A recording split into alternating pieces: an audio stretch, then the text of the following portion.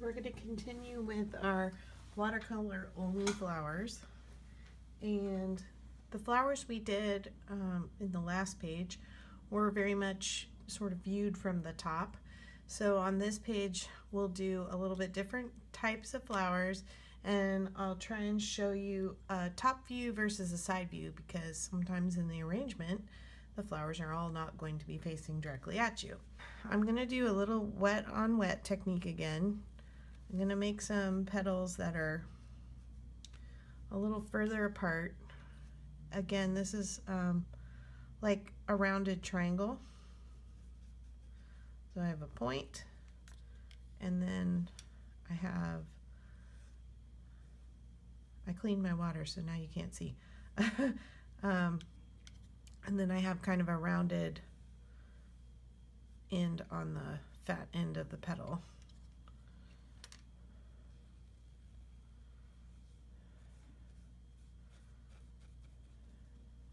So pretty sure you can all draw a triangle, so I know you can do this. Okay, so I've got my 5 wet petals, and then I'm gonna go in and I'm just gonna drip paint at the very center and let the water hopefully carry it towards the other end. So this is a flower, you know, looking straight down from the top.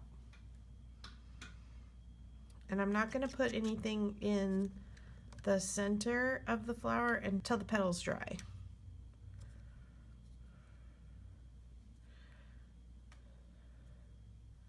So if my petals are drying out, I can always add a little more water.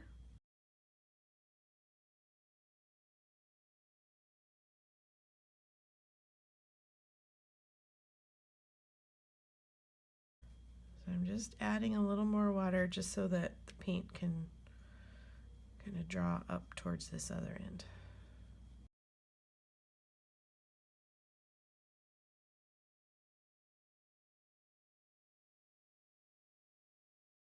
I don't know, sometimes it moves so slow that you really can't see it, but it is moving. So I need to be patient and let it do its thing. I can kind of tip it.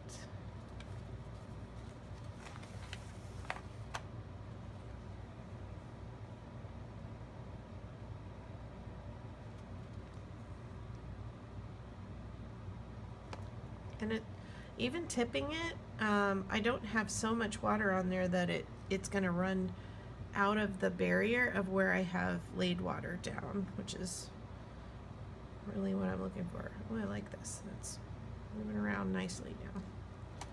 Okay, so that's from the top. Now I'm going to show you the same kind of flower, what it might look like from the side. So I'm going to do my pointy triangle, pointy end on this end and then a rounded triangle on the other. And I'm just going to kind of make a fan shape with this now instead of a circle. And as I get closer to so if this is the center of the flower, my one big triangle, then if I'm moving to the left and the right of it, I'm going to still make rounded fat end triangles, but this one's going to be a little smaller and this one's going to be a little smaller than that. And then same thing on the other side. A little bit smaller triangle than the center one, and then another even smaller one at this edge. And then I'm going to do the same thing, making sure I have enough water on there to start. I'm being impatient because I'm showing you the shape. Normally I would probably paint these petals one at a time so that my water doesn't dry. But yeah, I want you to see the full picture kind of. So again, I'm going to drop in my color at the tip and help it to run.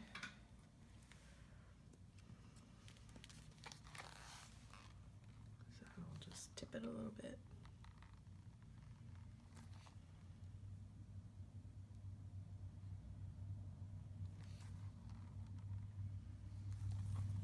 And you can tell which one was the wettest because the paint ran the fastest in that one.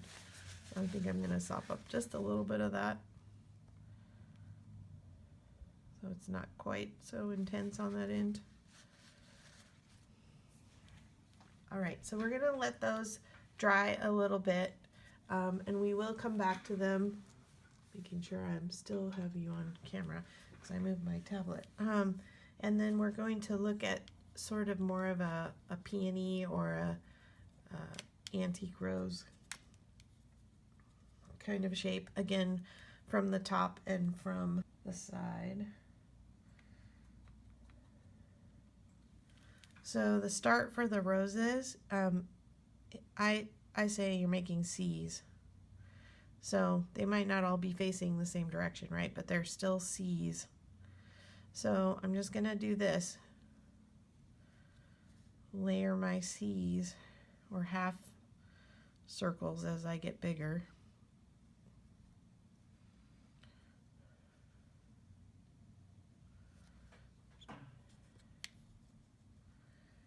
And I can change colors. If you look at flowers, they tend to sort of grade, the color grades in them, where they'll be really dark in the center and then get lighter to the outside edge, or the opposite. They might be really light in the center and then get darker on the edge. And so you kind of can do that with these watercolor flowers as you're changing colors. So like this is a deeper maroon and this is sort of a dark pink. And then I might go to adding more water to the color as I go, and I can do that by picking up some color, putting it in this palette, and then getting my brush wet and adding more water to it to make it a lighter, more translucent pink. So then when I doing my circle, my C's, you can see it looks lighter than, this is the same color, but this one just has more water. Okay, so that's the start looking from the top. When I'm going from the side with this, I'm still gonna do my C's, but they're gonna be bigger towards the bottom and a little smaller strokes towards the top. So you'll see as I go here.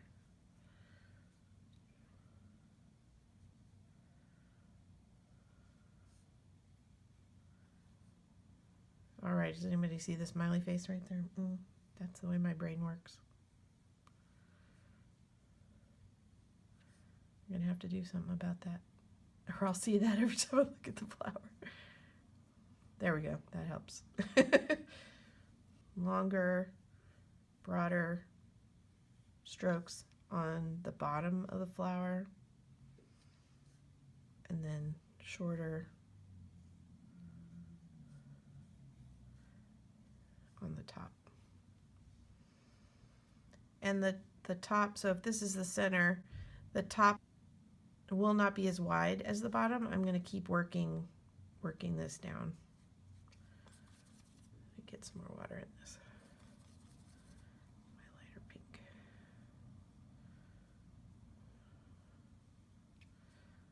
And then it's going to kind of go behind this other flower, so just kind of imagine.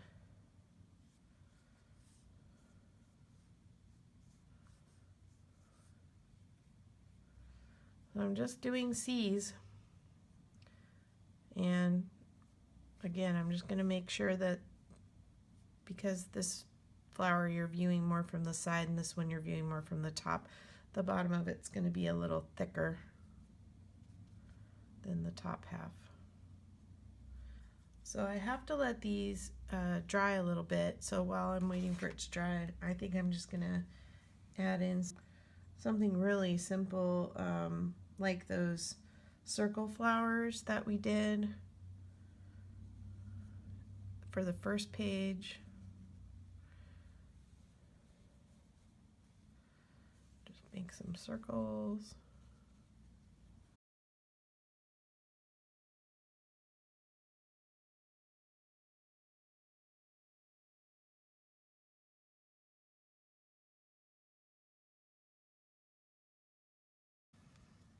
So I'm gonna drop in a little more variety of red into these.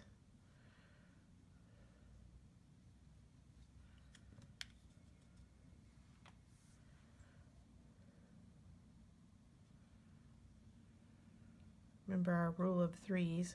It's just the nature of the watercolor in that we're letting it kind of flow.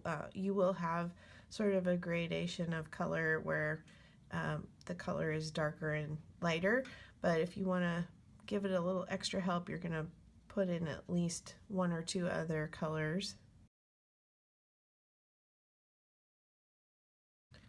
And if it's too harsh a line, you just put a little water on your brush and blend it out.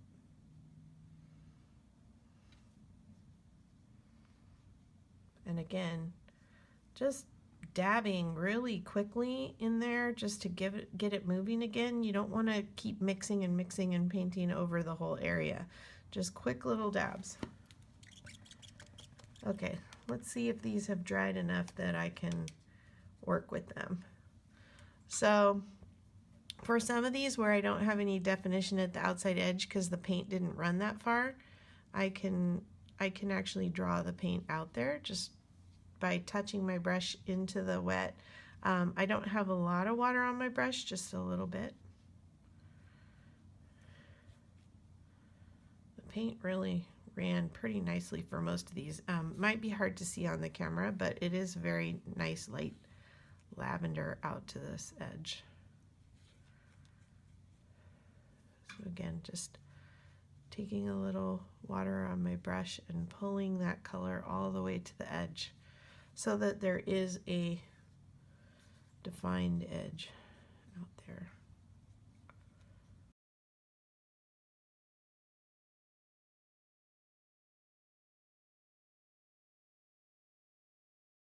Okay, so we're going back and forth, kind of giving them dry time between. So I'm going to go back to our roses here, and I have just a little bit of water on my brush, and this one isn't quite dry. You just kind of want to pull some of the color off of the bits that's there to fill in the space. And you don't want necessarily this line, what you drew originally, to disappear altogether, but you want it to be a little softer. So you're just gonna kind of swirl and make some little circles along the edge. Not too much water. You can leave some white space.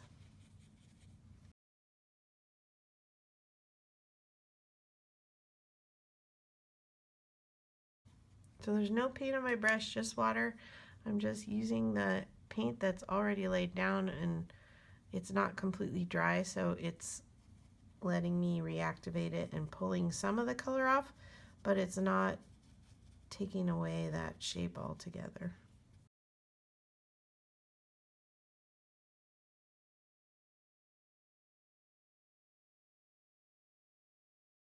I'm gonna take a little bit darker color for the center. I'm just using a dark purple for these.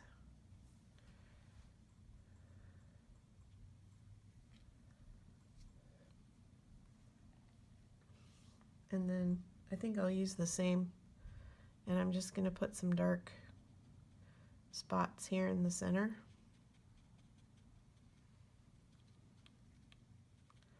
So those petals aren't floating in space.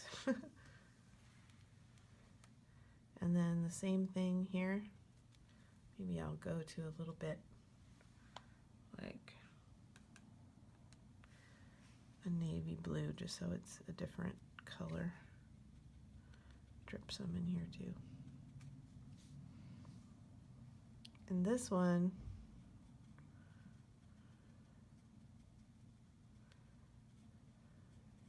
I'm just going to kind of make a triangle here for the base of the flower.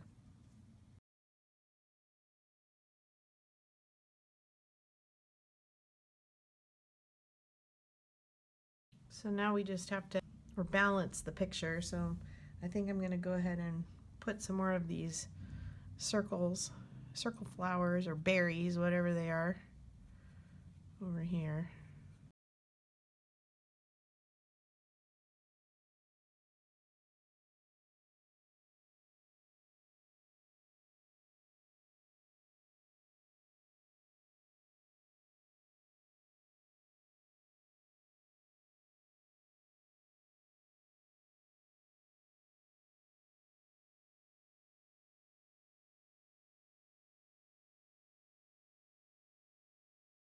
So now we'll just add our leaves and some stems.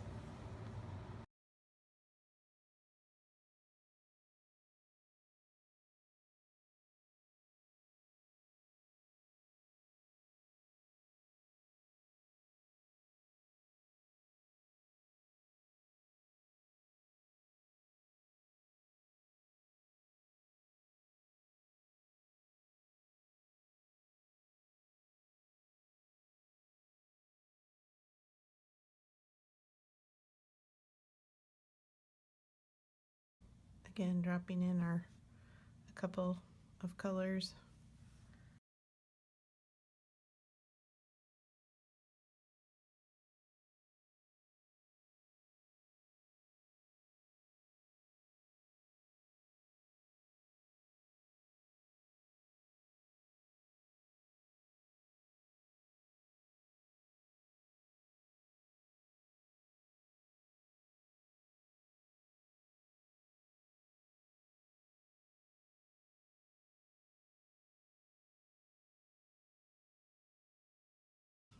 Watercolor always dries a little lighter than, or a lot lighter depending on how much pigment is in your paint once it's dry.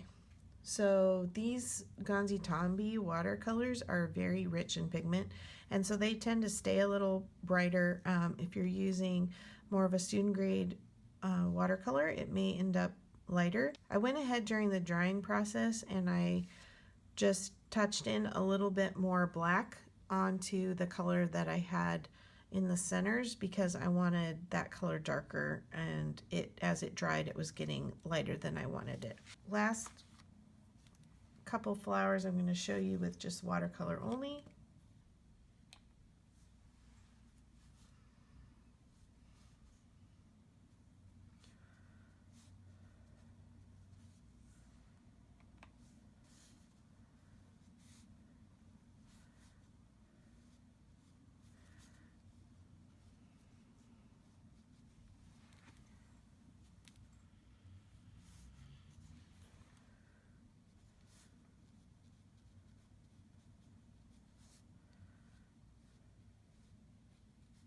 So I'm just making a little series of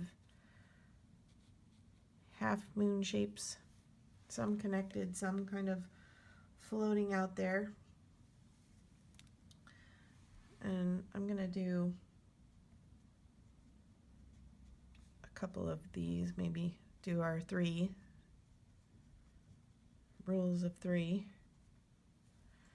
and do some smaller, some bigger.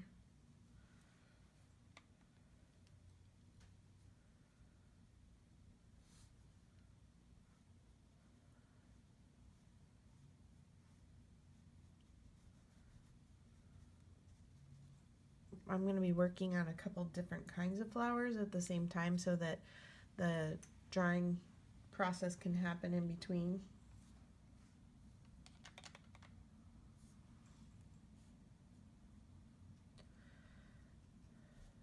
So these are kind of like our stamping technique because it's just kind of the shape of the brush.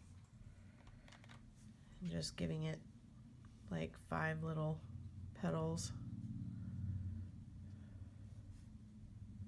that are the shape of the brush. I should probably be turning my paper, not my hand, but I don't want to get it out of the camera view.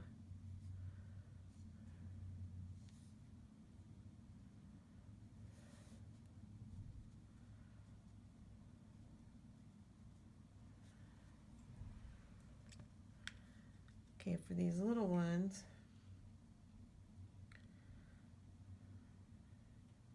I'm going to go ahead and drop in a little more other color while they're still wet, because that for these, that's the whole flower, these little pink ones. For these, I'm going to add another piece.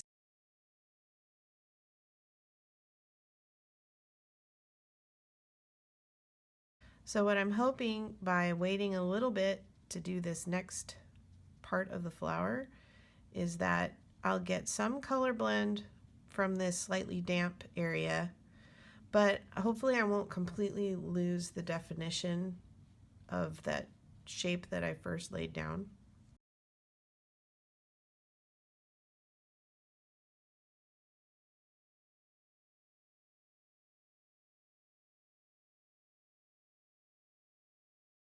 I like the idea that people say if you can write your name, you can be an artist, because it's all those same lines that we use when we're writing. So a pansy's kind of like an upside down clover first, 3 little petals, and then one big one on top.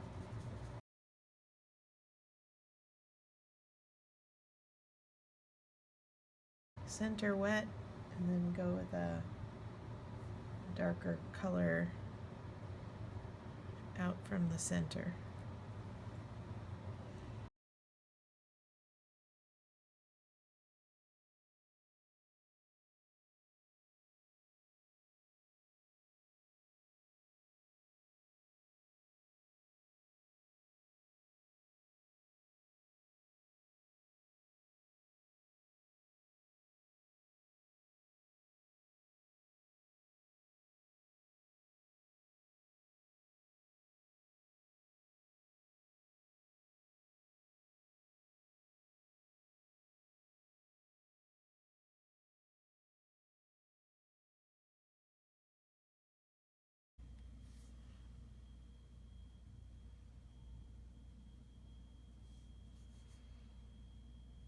So then I'm just going to come in and kind of give these a base of the flower, and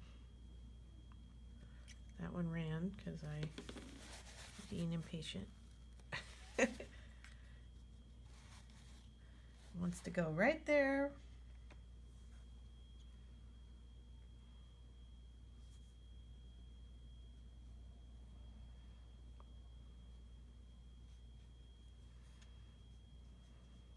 It's going to kind of give something for the stem to attach to, and it doesn't have to be very big, but just for these ones where the petals come down like that.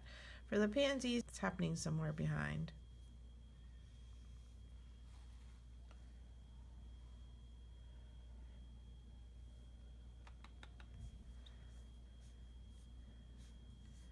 And for these abstract flowers, I mean, the stem can touch, the stem can kind of float out in air. I'm just doing little strokes